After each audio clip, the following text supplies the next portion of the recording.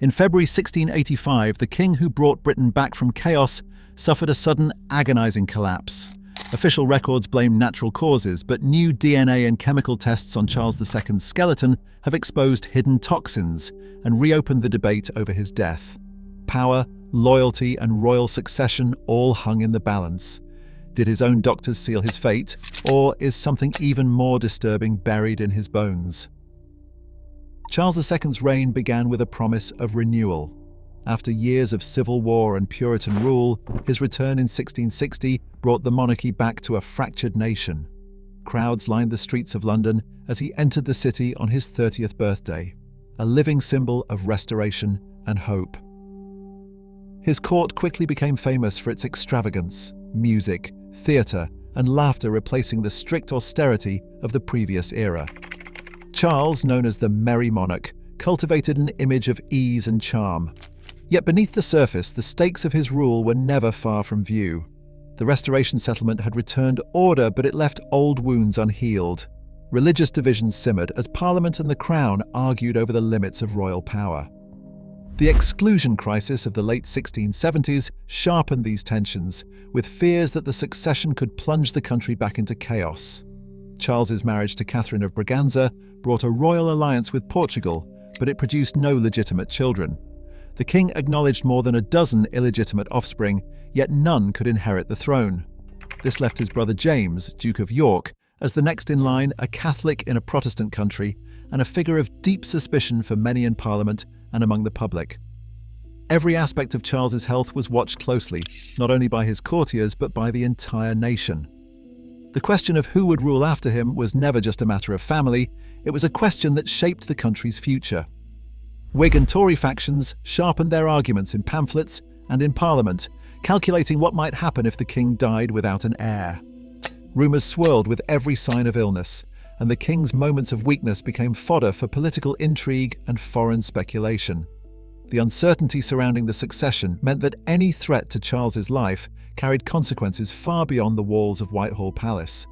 His death would not simply end a reign, it could tip the balance of power, ignite old rivalries, and change the fate of three kingdoms. The pressure on the king and on those responsible for his care was immense. In this charged atmosphere, the mystery of his final illness would become more than a medical puzzle. It was a crisis that exposed the fault lines of a nation still haunted by the memory of civil war and desperate to avoid its return. On the morning of February 1st, 1685, Charles II's daily routine was quietly interrupted. A persistent ulcer on his leg, likely the result of years of gout, forced him to abandon his walk and take a carriage through St. James's Park instead. By nightfall, restlessness set in. The king's uneasy sleep broke before dawn with a sudden cry. His attendants rushed to his side, finding him pale, convulsing, and unable to speak.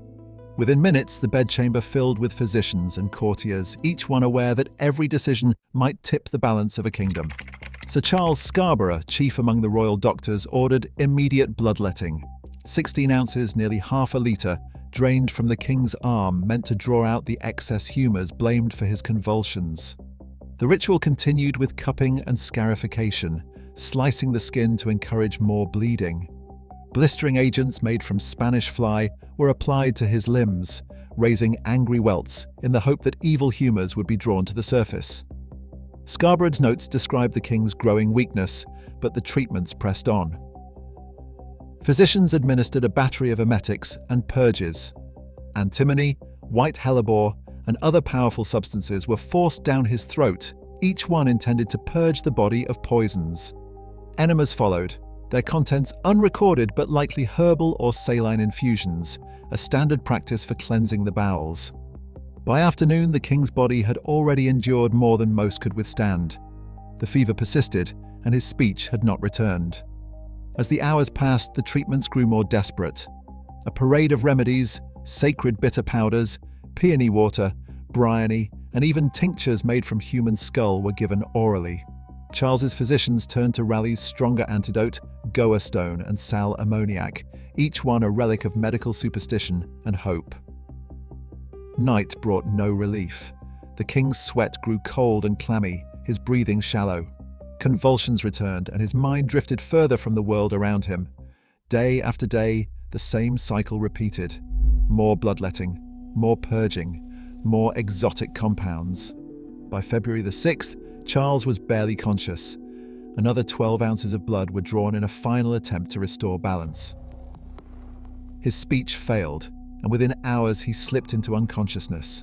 Shortly after noon, the merry monarch was gone, leaving behind a body marked by the violence of his last days. The traces of these treatments, and the logic behind them, would become essential for any forensic investigation seeking the truth behind his death. Before any scientific analysis could begin, the team faced a series of legal and ethical hurdles. Exhuming royal remains from Westminster Abbey required written consent from the Dean and Chapter, formal licenses from the Church of England, and approval from the Crown Estate. Each step demanded detailed risk assessments and assurances that the tomb would be disturbed as little as possible. The Ministry of Justice issued an exhumation license under the Human Tissue Act, while Historic England reviewed conservation plans to safeguard the site's heritage. Sampling protocols followed the strictest standards.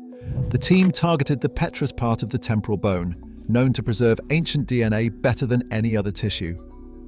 When that was not accessible, they moved to tooth roots and femoral cortex, each sampled in the smallest quantities possible.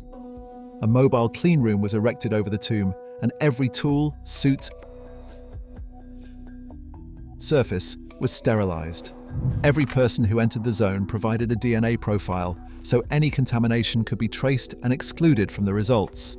Negative controls and mock extractions ran alongside the real samples, ensuring that even the faintest trace of modern DNA would be detected. Each specimen was logged, photographed, and sealed in tamper-evident containers, with a documented chain of custody from the tomb to the laboratory.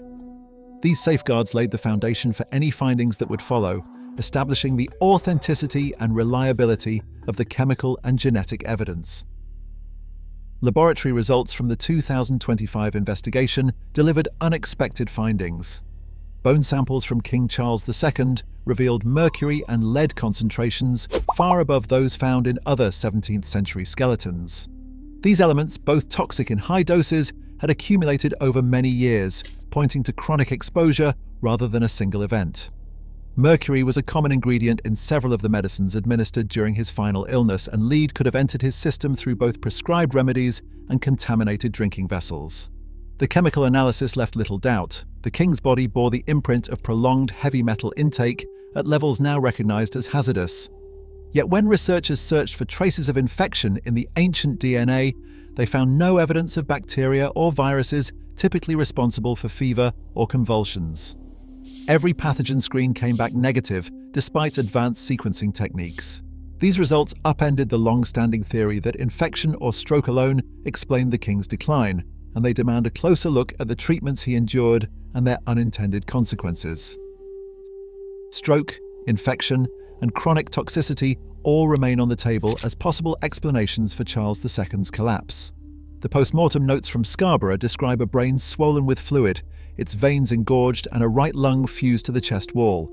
Those findings could match apoplexy or a severe infection. Yet the absence of pathogen DNA in the skeletal samples complicates any straightforward diagnosis. Dr. Helen Carter, a forensic geneticist involved in the 2025 study, cautions that ancient DNA is fragile, and even with the best controls, we cannot always recover what we are looking for. A negative result does not close the case. Heavy metal readings suggest years of exposure, but not the catastrophic spike seen in deliberate poisoning.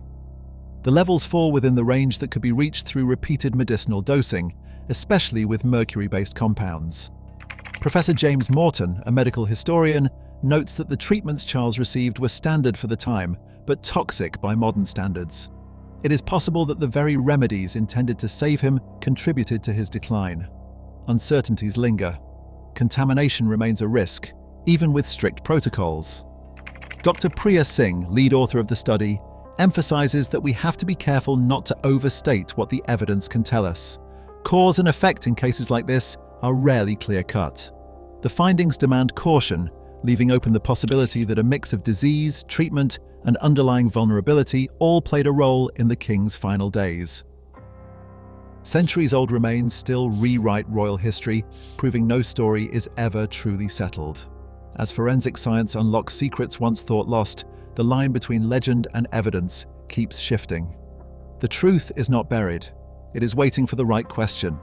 What new answers lie even now in royal bones?